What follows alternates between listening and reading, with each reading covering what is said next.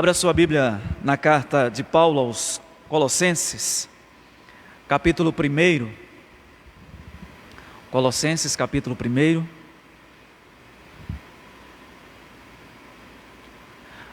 Vou pedir ao presbítero Nilson, coloca um pouquinho mais de retorno para mim. Colossenses, capítulo 1, de 24 a 29.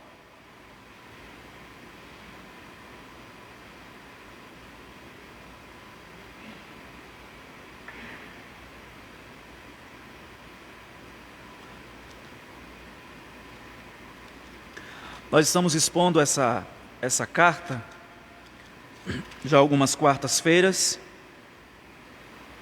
e temos visto que o propósito de Paulo era fortalecer essa igreja no Evangelho que eles haviam recebido, esses crentes haviam recebido, muito provavelmente por meio de Epáfras, um discípulo de Paulo que provavelmente o viu ou ouviu quando Paulo esteve em Éfeso por 2 anos, e ali Paulo pregou o Evangelho, e a cidade de Colossos ficava aproximadamente 150 quilômetros de Éfeso, e alguns discípulos dessa cidade tiveram contato com o apóstolo Paulo. Então o objetivo dele era fortalecer as consciências desses crentes no Evangelho e ao mesmo tempo vacinar essa igreja contra algumas heresias que estavam surgindo ali naquele contexto. Nós vimos aqui a heresia de Colossos, que tinha como característica, fundamentada no pensamento e na filosofia grega, o entendimento de que a matéria é má. E isso, de alguma forma, acabava afetando a compreensão daquela igreja acerca da humanidade de Cristo. Se a matéria é má, e Cristo se encarnou, logo ele não é Deus, porque Deus não pode assumir uma matéria má, o físico. Então Paulo tinha esses 2 objetivos em mente, e é por isso que a carta aos Colossenses é uma exaltação da pessoa e da obra de Cristo. Nos versos anteriores, que foi a nossa exposição, do verso 13 ao 23 desse mesmo capítulo, Paulo destaca a supremacia de Cristo na obra da redenção, na obra da criação e na igreja. Cristo é o cabeça supremo de toda a realidade existente. Portanto, se Ele é Senhor da redenção, Ele tem a primazia de resgatar o homem do seu pecado, Ele também tem a primazia na criação. Todas as coisas foram feitas por Ele, por intermédio dEle, e sem Ele, nada do que foi feito se fez. E aí Paulo conclui essa perícope anterior, dizendo que Ele é o supremo pontífice, Ele é o cabeça da igreja.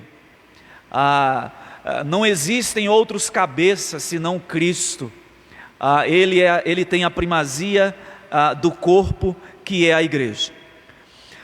No finalzinho do verso 23, a semana passada, e aí eu já vou ler o texto, Paulo diz que esse evangelho, que foi recebido pelos crentes de Colossos, deste evangelho ele se tornou ministro. Paulo se tornou um ministro desse evangelho, que aqueles crentes haviam recebido e, portanto, deveriam guardá-lo. E é importante mencionar o verso 23, porque ele serve de contexto para o texto da nossa passagem de hoje, onde Paulo vai falar do seu ministério pastoral. Então é importante que a gente faça essa relação entre o verso 23, onde Paulo conclui dizendo assim: se é que permaneceis na fé, alicerçados e firmes, não vos deixando afastar da esperança do evangelho que ouvistes e que foi pregado a toda criatura debaixo do céu, e do qual eu, Paulo, me tornei ministro. Seguindo então a leitura da exposição de hoje. Agora me regozijo nos meus sofrimentos por vós, e preencho o que resta das aflições de Cristo na minha carne, a favor do seu corpo, que é a igreja, da qual me tornei ministro, de acordo com a dispensação da parte de Deus, que me foi confiada a vosso favor, para dar pleno cumprimento à palavra de Deus. O mistério que estivera oculto dos séculos e das gerações, agora, todavia, se manifestou aos seus santos, aos quais Deus quis dar a conhecer qual seja a riqueza da glória desse ministério entre os gentios, isto é, Cristo em vós, a esperança da glória, o qual nós anunciamos, advertindo a todo homem e ensinando a todo homem em toda a sabedoria, a fim de que apresentemos todo homem perfeito em Cristo. Para isso é que eu também me afadigo, esforçando-me o mais possível, segundo a sua eficácia, que opera eficientemente em mim. E Paulo vai falar sobre o seu ministério até o verso de número 5. Mas hoje nós vamos nos concentrar dos versos 24 ao 29. Observe, meus irmãos, que Paulo se apresenta como um ministro do Evangelho, no verso 23, e a partir do verso 24, Paulo vai mostrar que esta grande vocação, ela vem acompanhada de muito sofrimento. Paulo diz aqui que ele, por exemplo, tem que se afadigar, para que ele, como ministro, possa preparar, equipar adequadamente a igreja de Cristo. Mas ele fala também dos seus sofrimentos e da sua alegria. Vejam que esse ministério do qual, esta vocação para a qual Paulo foi chamado, este evangelho do qual Paulo se tornou ministro, não se tornou um ministro segundo a sua própria vontade, porque eu imagino que, humanamente falando, Paulo preferiria muito mais estar na sua posição anterior de perseguidor da igreja, do que agora se colocar nas fileiras, na linha de frente, para ser um perseguido por causa do evangelho. E eu entendo que nessa passagem aqui, o apóstolo Paulo nos fala do seu modelo de ministério. É claro que essa passagem tem uma aplicação, um primeiro momento, para a liderança, mas ela tem uma aplicação mais ampla para a igreja do Senhor também, porque de alguma forma todos nós somos apóstolos, todos nós somos ministros.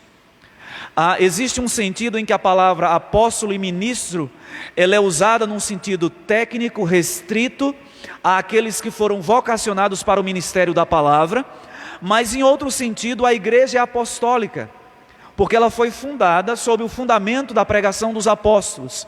Então, aquilo que Paulo fala aqui se aplica primeiramente a estes, mas entendo também que há uma aplicação para toda a igreja.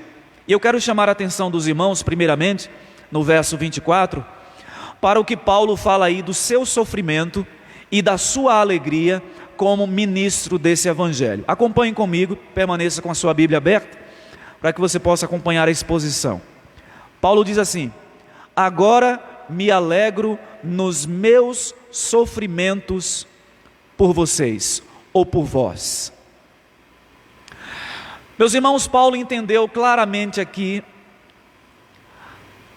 o objetivo do seu chamado. E eu entendo que isso começa lá em Atos. Atos capítulo 9 nos fala da conversão de Saulo, o perseguidor da igreja. E nós conhecemos a história que Paulo estava indo, Saulo, a caminho de Damasco, para perseguir os cristãos que ali estavam.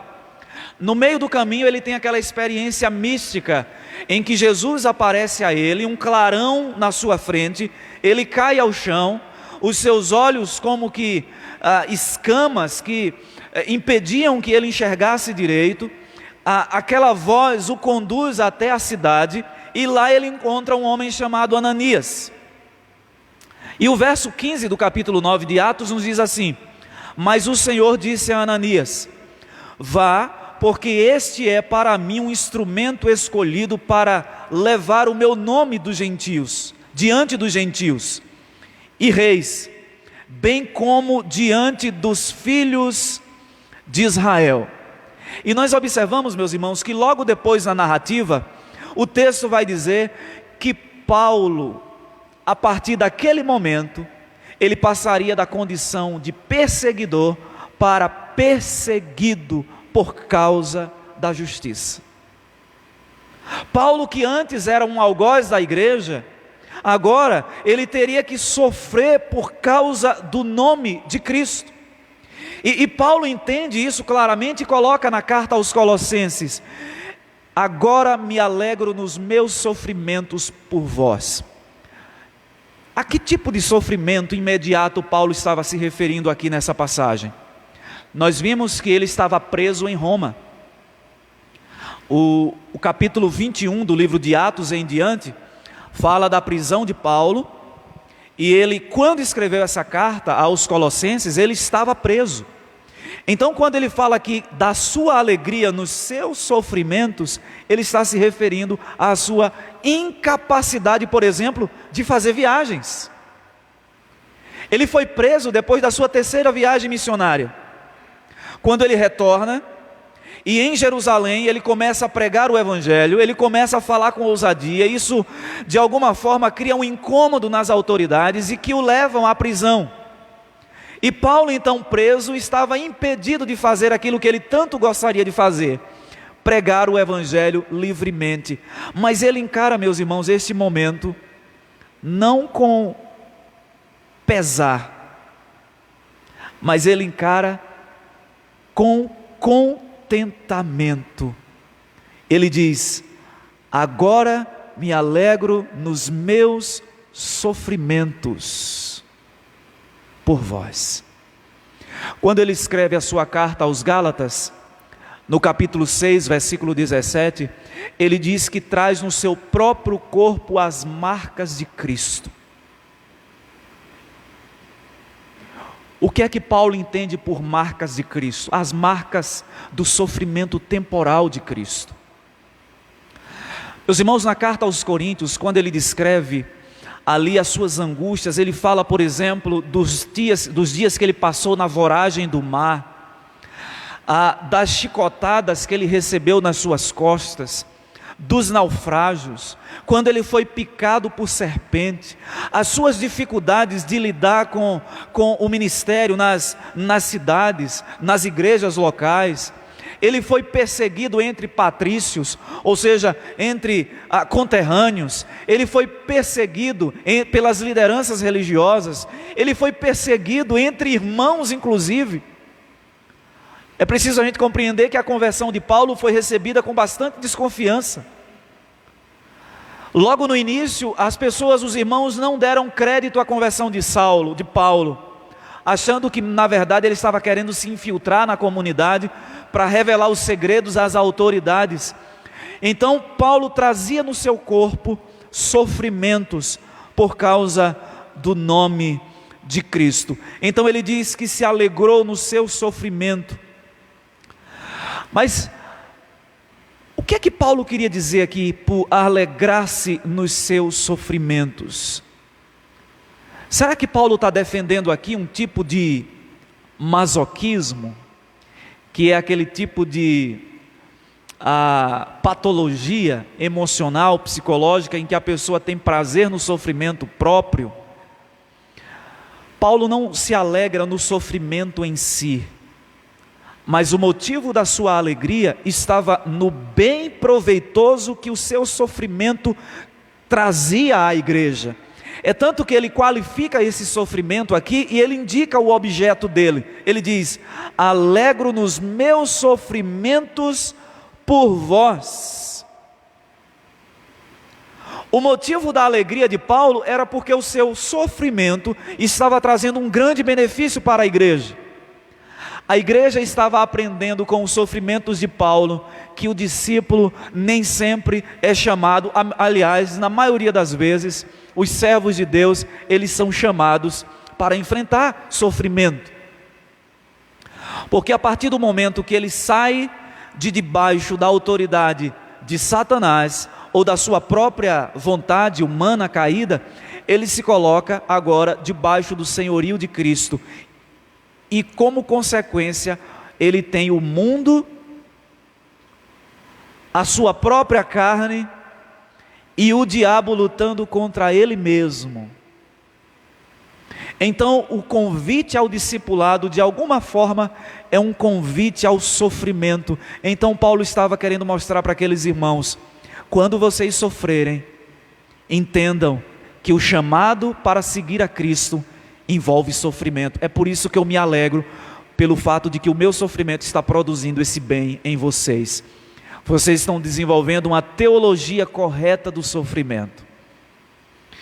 E aí ele continua, no verso 24 ele diz: e preencho o que resta das aflições de Cristo na minha carne. Esse versículo aqui, meus irmãos, numa primeira leitura,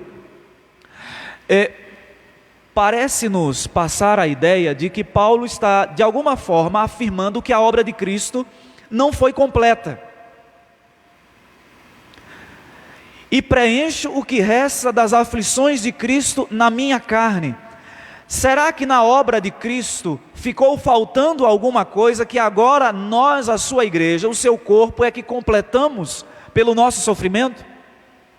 Esse versículo, ao longo da igreja, ao longo da história da igreja e do desenvolvimento da teologia, ele foi compreendido de uma maneira errada. Inclusive é a base que a Igreja Católica usa para desenvolver a teologia dos méritos das obras.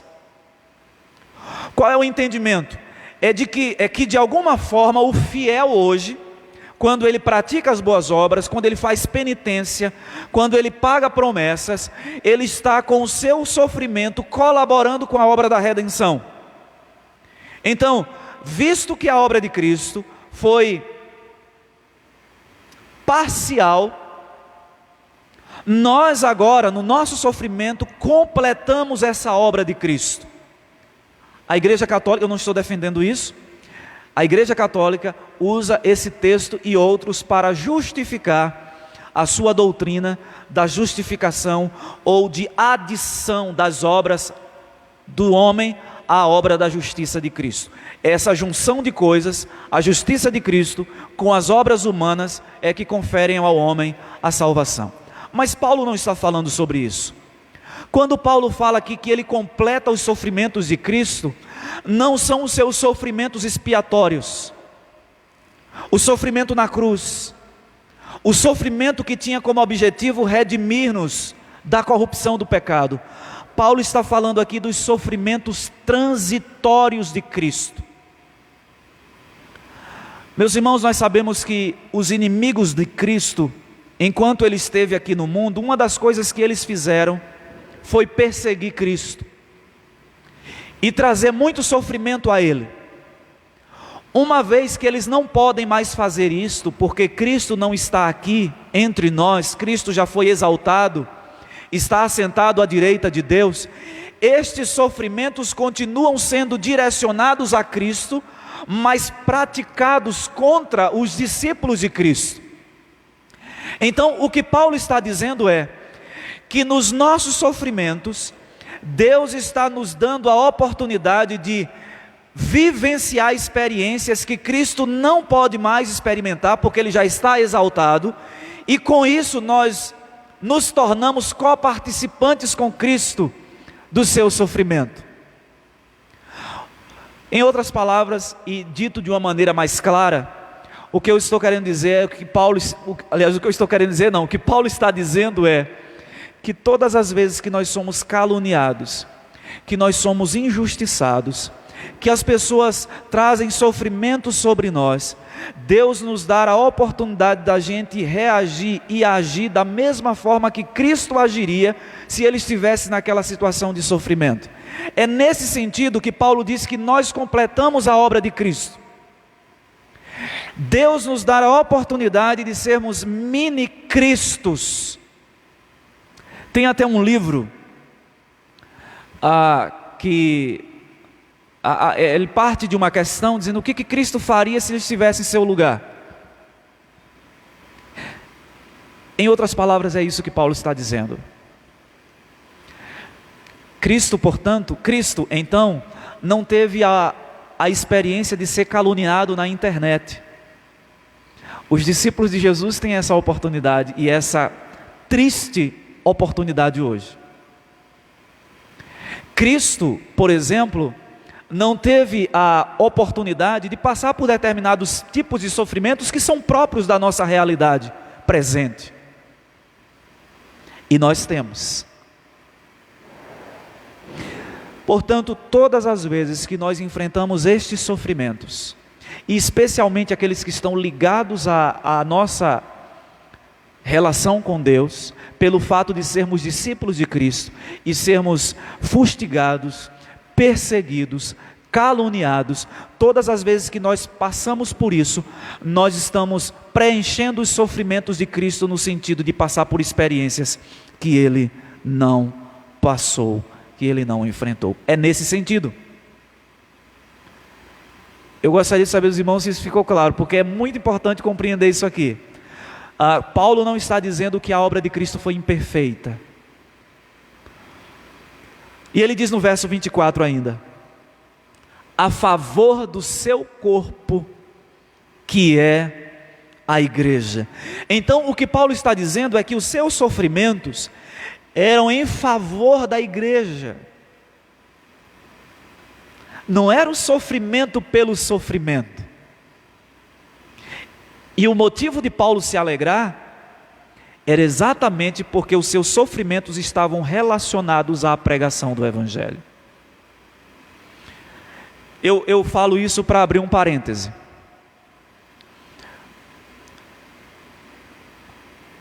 O fato de Paulo dizer que ele se alegrava quando ele estava sofrendo e que por isso ele preenchia os sofrimentos de Cristo, não significa dizer que nós não devamos, como cidadãos que têm plenos direitos, assegurados por lei, às vezes em que formos injustiçados, a gente não possa recorrer a essas leis. Nós já falamos isso, inclusive, na exposição da primeira carta de Pedro. É importante destacar que o sofrimento que Paulo está falando aqui é um sofrimento bastante específico. É um sofrimento por causa do Evangelho. E a sua alegria era resultado do bem proveitoso que esse sofrimento produzia em favor do corpo, que é a igreja. Ou seja, o sofrimento de Paulo estava produzindo uma igreja madura. Uma igreja que tinha uma compreensão correta do seu papel aqui nesse mundo. E, meus irmãos, nós não sabemos de fato o que é isso. Na verdade, a história moderna nos propiciou muitas melhorias, né, no que diz respeito à qualidade de vida, proteção de direitos. E a gente não sabe lidar bem com essa questão do sofrimento. A igreja, por exemplo, ela não sabe lidar bem com a perseguição. Basta você ver hoje as redes sociais, quando o nome de Cristo é atacado, como as pessoas reagem? Elas reagem de maneira carnal. Elas não reagem biblicamente. Elas reagem ofendendo pessoas. Então nós não sabemos, nós cidadãos do século 21, nós não sabemos lidar com isso. De alguma forma a igreja acaba sendo atingida também por esse tipo de mentalidade.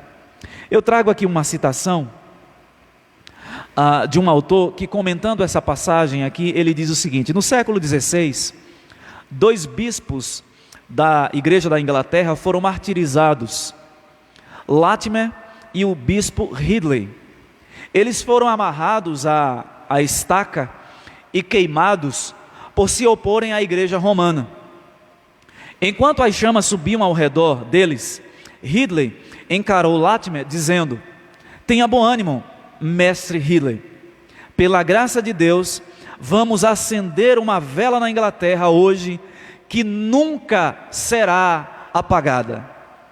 Vamos acender uma vela na Inglaterra hoje que nunca será apagada. E de fato nunca foi, meus irmãos.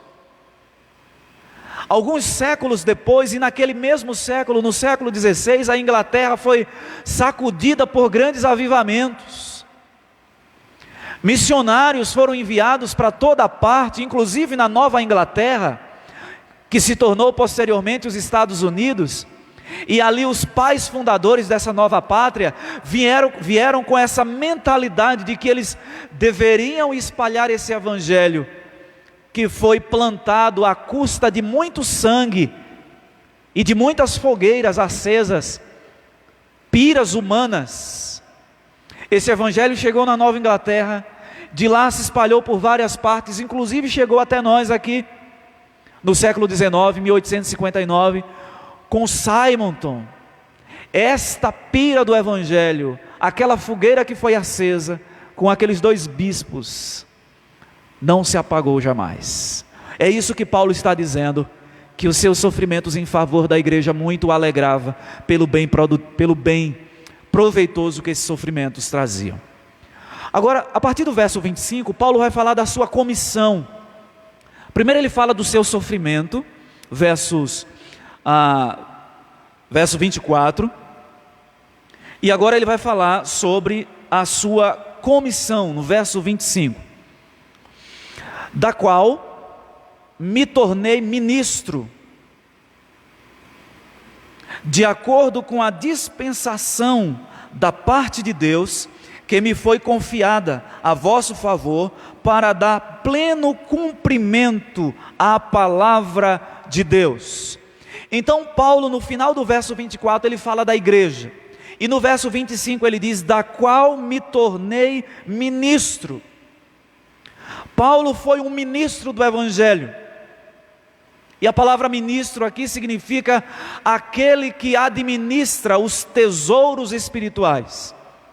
E de fato Paulo foi um ministro do evangelho, no sentido de que ele não só tinha o depósito de todo o conselho da vontade de Deus, mas como ensinou esse conselho de Deus. Paulo, meus irmãos, o seu evangelho é completo no sentido de que ele não se negou a pregar nada do conselho de Deus. Se você pegar todo o corpo teológico, se você pegar as doutrinas criação, queda e redenção, esses 3 eixos aí, e você subdividir as doutrinas que estão ali dentro, eclesiologia, pneumatologia, doutrina do Espírito Santo, soteriologia, doutrina da salvação, a martiologia, doutrina do pecado, a escatologia, Paulo pregou sobre tudo isso. Ele foi um bom ministro, um bom dispenseiro, um bom administrador dos bens espirituais que ele detinha. E a igreja hoje não pode, meus irmãos, fazer diferente. A gente não pode fatiar o evangelho e separar aquelas partes que mais nos agradam e descartar as outras. É o que se tem feito hoje muitas vezes. A pregação que se tem ouvido hoje em massa é aquela pregação amaciada, que tira aqueles assuntos mais espinhosos, que vão causar algum estranhamento nos ímpios, e a gente separa apenas aquelas passagens fofinhas, bonitinhas, e que de alguma forma demonstram empatia com o pecador, sem apontar o seu pecado e a sua necessidade de arrependimento. É nesse sentido que Paulo se identifica como ministro. Ele é um administrador dos tesouros espirituais. Mas ele diz mais, verso 25, parte B. Ele diz, para dar pleno cumprimento à palavra de Deus. O que é que Paulo fala aqui de cumprimento à palavra de Deus? Ele está falando no sentido de pregador. Ele é um pregador da palavra. Ele é um arauto. E quando a gente olha a vida de Paulo, percebemos que ele fez isso logo de início.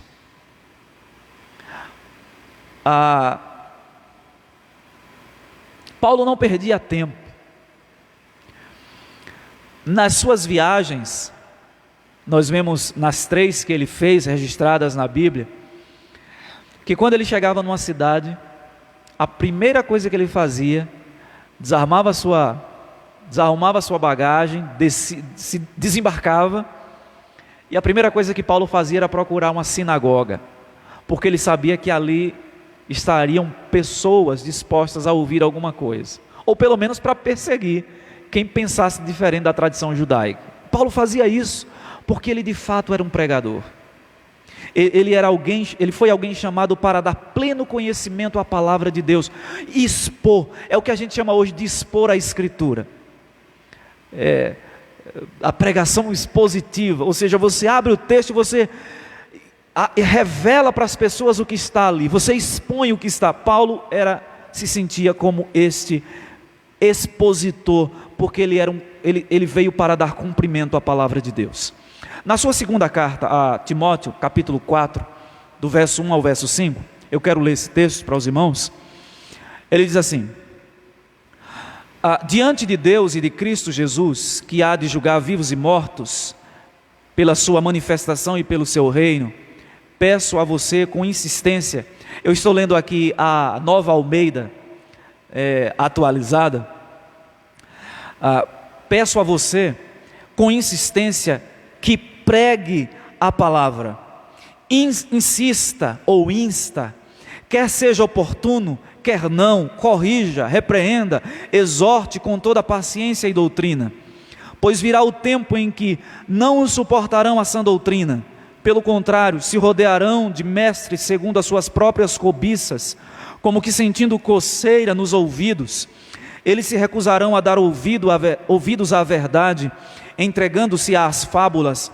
Mas você seja sóbrio em todas as coisas, suporte as aflições, faça o trabalho de um evangelista, cumpra plenamente o seu ministério. Então, quando Paulo diz aqui que ele foi chamado para dar pleno cumprimento à palavra de Deus, ele está dizendo: eu fui chamado para ser um pregador.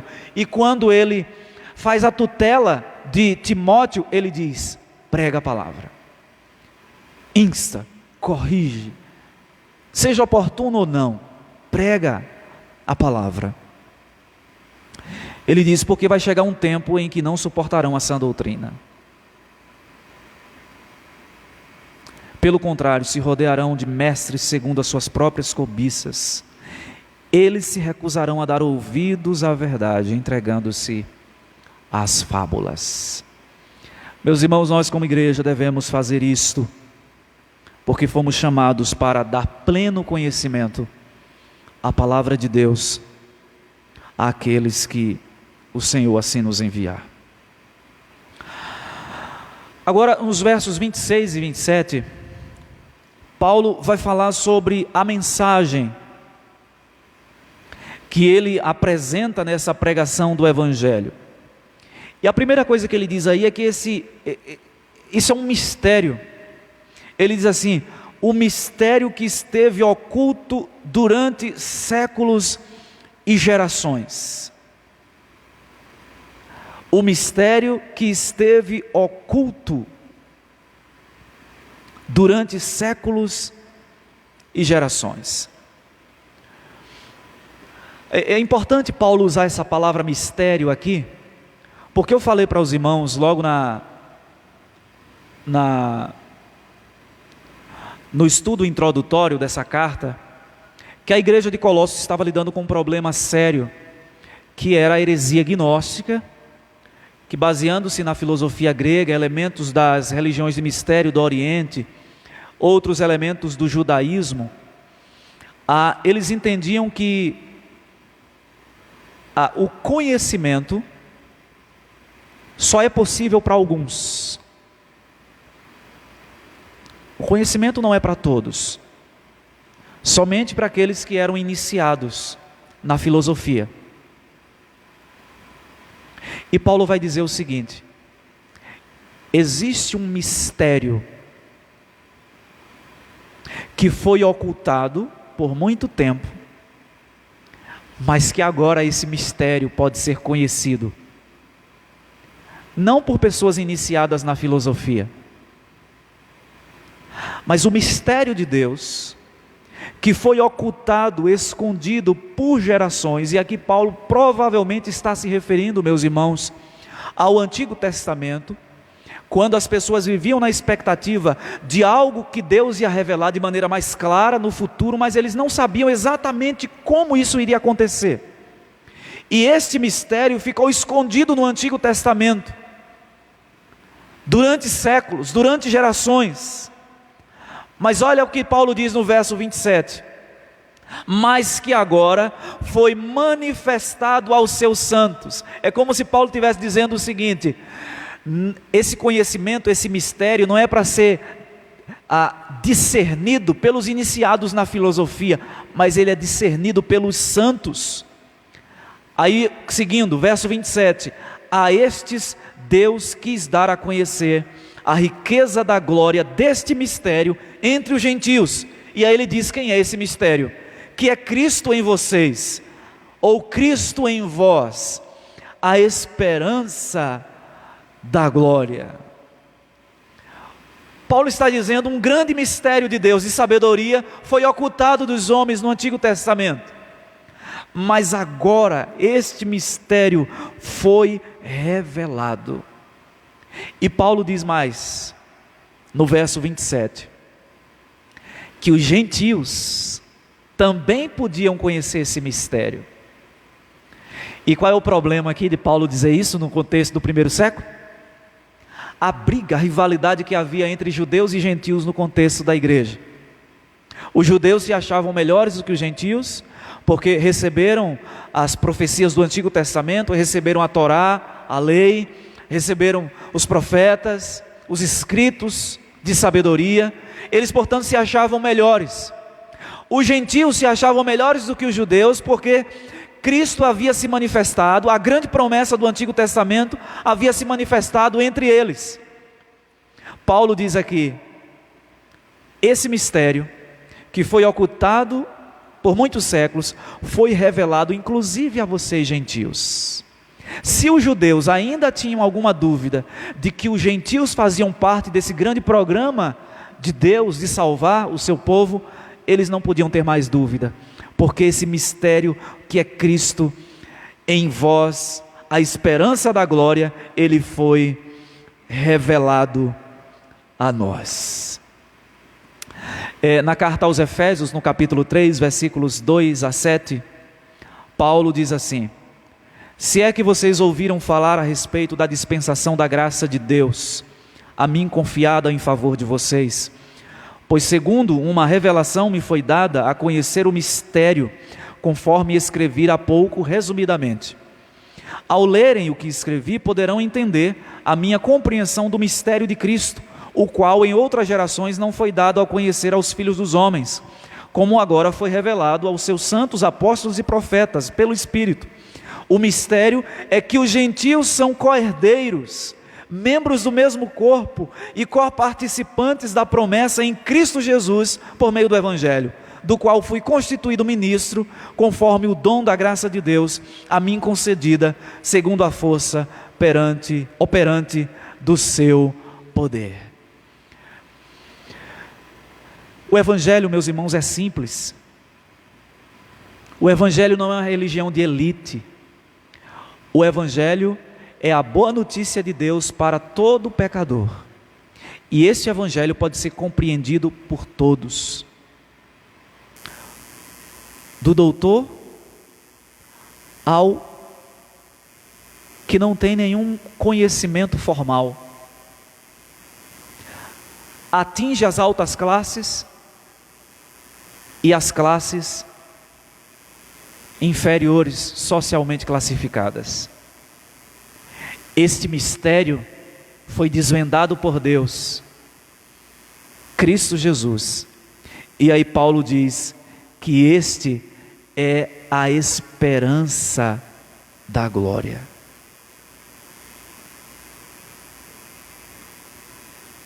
Uma herança eterna, uma esperança eterna que Deus tem reservada para o seu povo, escatologicamente. Ela já pode ser experimentada aqui, essa salvação, este Evangelho, mas as bênçãos maiores, as bênçãos eternas, elas serão desfrutadas pelos santos na eternidade. Paulo fala sobre isso no verso 12 do capítulo 1, quando ele diz: a herança dos santos na luz. Esse Evangelho, esse mistério é a nossa grande esperança. Paulo então, ele fala, já a gente caminhando para o final, no verso 28, ele começa a descrever a respeito do seu objetivo, ou dos seus objetivos com este mistério, com esse evangelho. O que é que ele pretende fazer com ele? Aí ele diz no verso 28, esse Cristo, que é o grande mistério de Deus revelado a nós no evangelho, nós anunciamos, advertindo a todos e ensinando a cada um em toda sabedoria, a fim de que apresentemos cada pessoa perfeita em Cristo. Na Almeida Revista e Atualizada, diz assim: o qual nós anunciamos, advertindo a todo homem, ensinando a todo homem em toda sabedoria, a fim de que apresentemos todo homem perfeito em Cristo. A primeira coisa que Paulo destaca aqui a respeito dos seus objetivos em relação ao Evangelho é o que ele chama aí de anunciamos. Literalmente, Paulo diz que o seu objetivo é ser um proclamador. E ele diz: este Cristo nós anunciamos. É papel da liderança da igreja e de toda a igreja pregar o Evangelho. Meus irmãos, o Evangelho, a pregação, a evangelização, não é uma tarefa de poucos, é de todo o corpo de Cristo. É claro que sobre uns repousa essa responsabilidade maior, mas Paulo, quando fala da pregação do Evangelho, de anunciar este Cristo, ele fala: nós anunciamos. Ele está se referindo a ele, incluindo-se nesse nós, mas também à comunidade como um todo. E de fato ele pregou o Cristo. Nós vimos nos versos anteriores que ele pregou o Cristo como Messias, como Salvador, como Senhor do universo, Criador de todas as coisas, como Senhor de vivos e mortos, como cabeça da igreja. É este mistério, era este evangelho que Paulo anunciava. Mas ele diz mais, verso 28 ainda: advertindo a todos. A palavra advertir aqui é admoestar, exortar, estimular, encorajar. Talvez aqui Paulo esteja se referindo ao que nós fazemos no contexto da igreja. Se o primeiro verbo que ele fala aqui, anunciar, tem mais a ver com o evangelho pregado fora dos muros, o segundo verbo tem mais a ver com o evangelho pregado intramuros, dentro da igreja. E é esse papel que nós fazemos, nós ensinamos, nós advertimos, exortamos, estimulamos uns aos outros, encorajamos, consolamos. Aliás, inclusive quando nós pregamos na igreja, a nossa pregação é redentiva também. Porque toda a pregação, como diz um escritor na área de pregação, tem um FCD, um foco na condição decaída. Toda a pregação, todo o ensino é um convite ao arrependimento, até mesmo quando nós pregamos só para crentes, porque nós precisamos de ensino, exortação, consolo, admoestação, encorajamento, por conta da nossa condição decaída. É por isso que nós precisamos. E todo crente, não crente, precisa de ensino e de exortação da palavra de Deus, seja para conhecimento ou para fortalecer as consciências em verdades que eles já conhecem. Então Paulo diz que o seu propósito, seu objetivo é proclamar ou anunciar, advertir, mas ele diz ainda no verso 28, ensinando a cada um em toda sabedoria. Paulo tinha um propósito de formar aquela igreja, de ensinar aquela igreja os fundamentos básicos da fé, e não só os fundamentos básicos, se aprofundar no conhecimento da sabedoria de Deus. E eu entendo que há aqui um contraponto que Paulo quer fazer entre a sabedoria de Deus e a sabedoria da filosofia humana. A sabedoria de Deus e a sabedoria vinda da heresia gnóstica, que se baseava no conhecimento humano. Paulo diz: nós devemos pregar, advertir, ensinar cada um em toda sabedoria. E aqui, quando Paulo diz toda sabedoria, eu entendo que ele está falando aqui sobre todo o conselho de Deus. Todo o conselho de Deus. Devemos pregar sobre o amor de Deus, devemos pregar sobre a misericórdia de Deus, sobre a compaixão, bondade de Deus, mas devemos pregar também sobre o juízo de Deus, sobre a severidade de Deus, sobre a santidade de Deus, porque tudo isto compõe a sabedoria do Senhor. E ele diz mais, para a gente finalizar essa penúltima parte e ir para o verso 29, ele diz: a fim de que apresentemos cada pessoa, ou todo homem, a fim de que apresentemos todo homem perfeito em Cristo. O objetivo da pregação de Paulo era promover maturidade espiritual.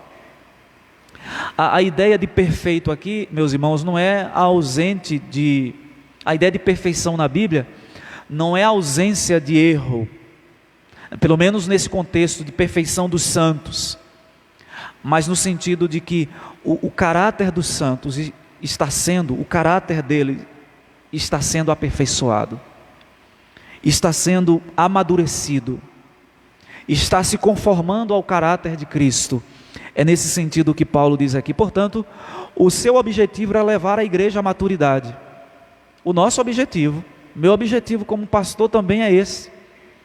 É estimular a igreja a crescer na graça do Senhor, à maturidade, para que deixemos de ser meninos na fé, adolescentes na fé, crianças na fé, jovens na fé, e nos tornemos pessoas maduras, perfeitas em Cristo. E eu entendo que Paulo faz isso, meus irmãos, porque ele, como pastor, iria prestar contas do seu pastorado a Deus.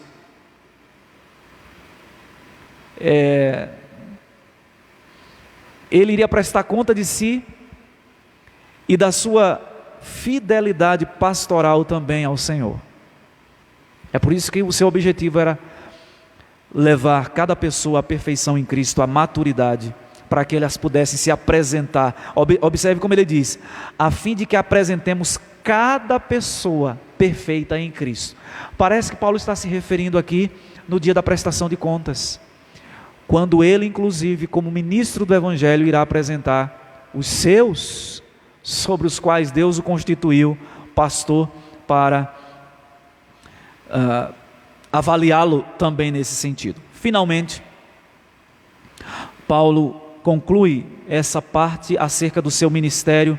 Ele diz assim, vamos ler juntos? Para isso é que eu também me afadigo, esforçando-me o mais possível, segundo a sua eficácia, para que opere eficazmente em mim. Meus irmãos, Paulo diz que o seu ministério era pautado aqui na fadiga,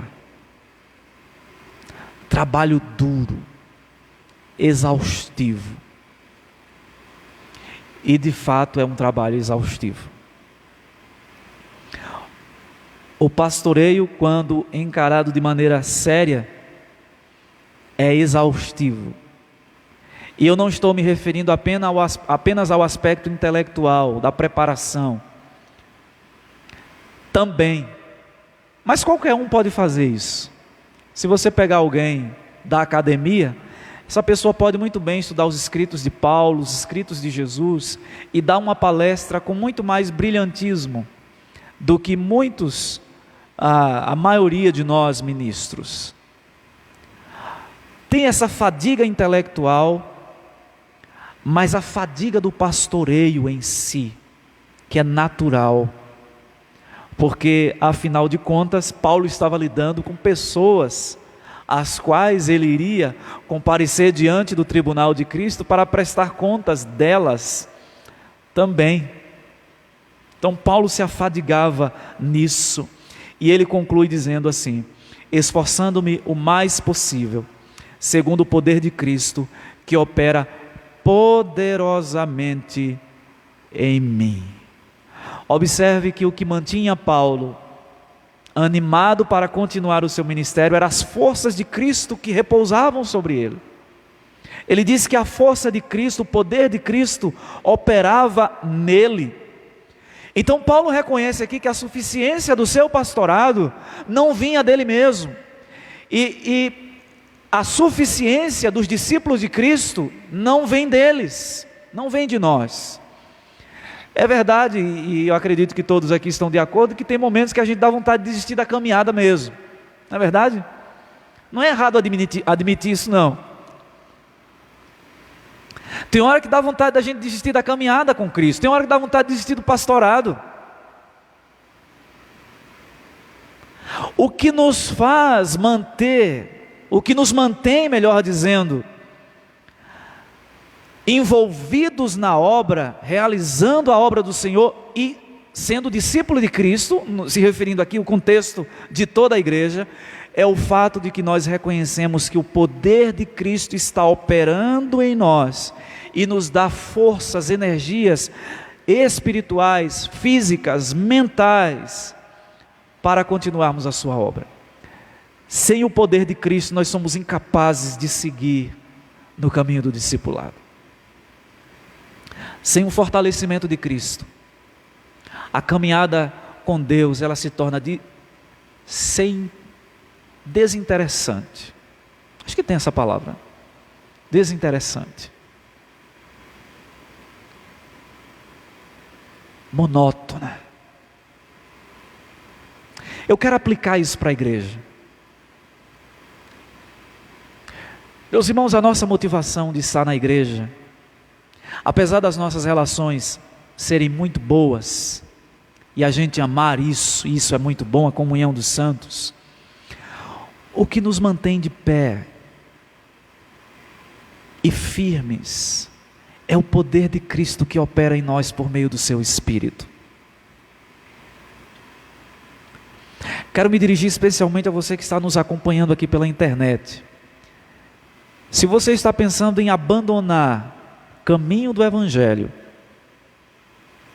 você pode ter todos os motivos do ponto de vista humano, olhando para a igreja, para as suas falhas, para as suas deficiências, para os irmãos, para as suas falhas e deficiências, mas que nessa noite você seja fortalecido no poder de Cristo, para que você continue firme na caminhada com Deus, no Evangelho de Cristo, que nos fortalece, que nos anima, que nos encoraja, que nos mantém de pé. Louvado seja Deus por isso. Meus irmãos, esse é o ministério que Paulo descreve aqui, o seu ministério pessoal, pastoral, mas o ministério da igreja também. Esse ministério que precisa a cada dia, essa caminhada que precisa a cada dia ser renovada no Senhor, no fortalecimento do Senhor pelo seu Espírito, para a sua própria glória e para a edificação do corpo como um todo. Que Deus nos abençoe, Deus nos fortaleça, possamos ter os nossos olhos firmes, fitados na esperança da glória que Deus tem reservada para nós na eternidade. Amém. Vamos orar?